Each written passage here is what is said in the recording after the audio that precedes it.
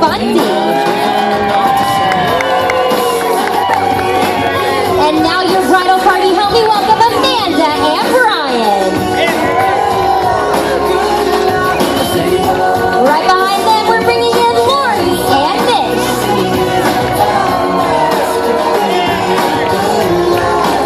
Followed by Kelly and Bill. I'm recording. Let's get a little bit louder for Jenny and David. And right behind them, Lauren and Lucas.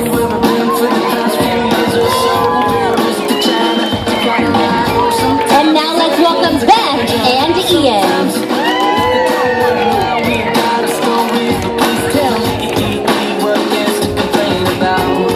All right, here's where I want you guys to get a little bit louder as we bring in your maid of honor, Daryl, and your best man, Jay.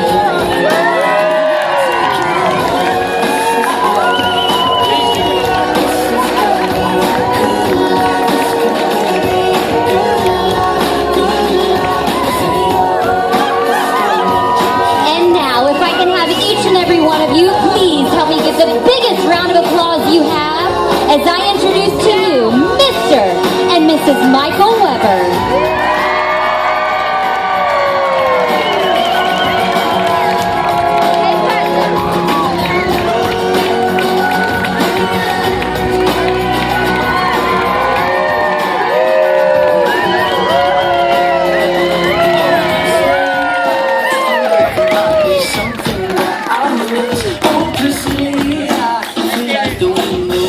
And before we enjoy dinner this evening, we'd like to do a toast to our newlyweds.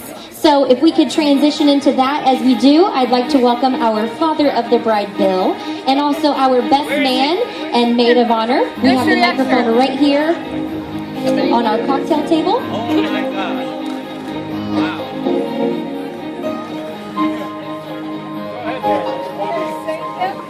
Hello. Wow. Where everybody is? Oh. Wow. Don't go too far. You're on a leash, Bill.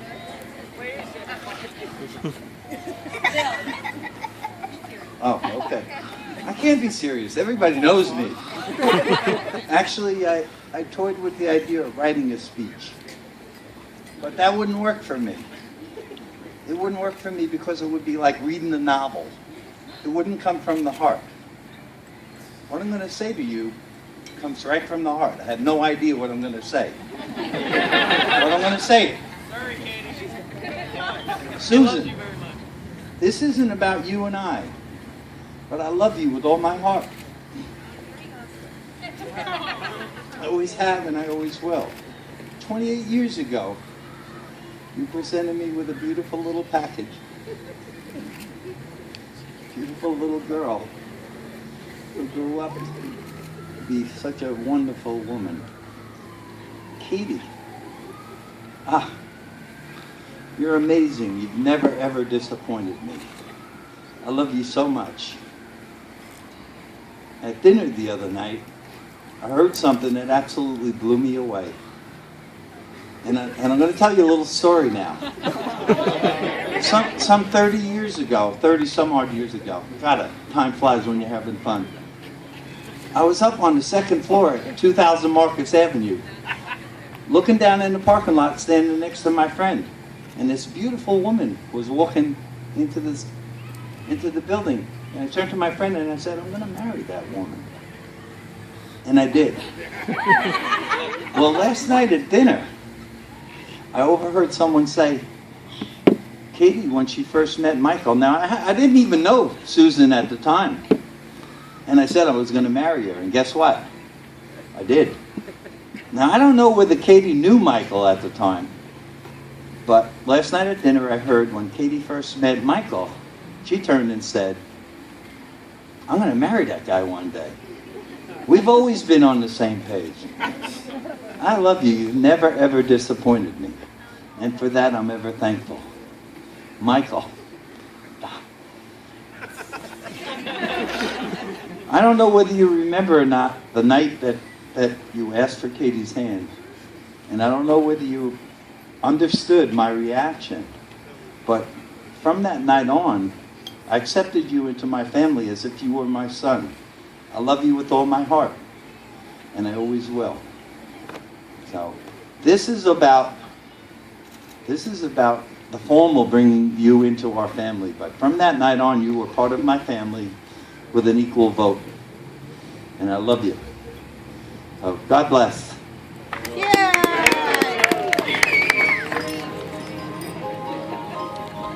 Thank you very much. Can I get another drink, please?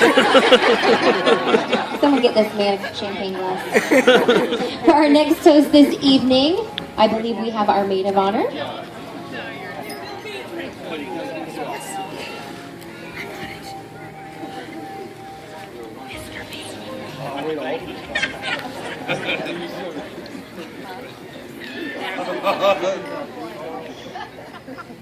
Good evening, everyone.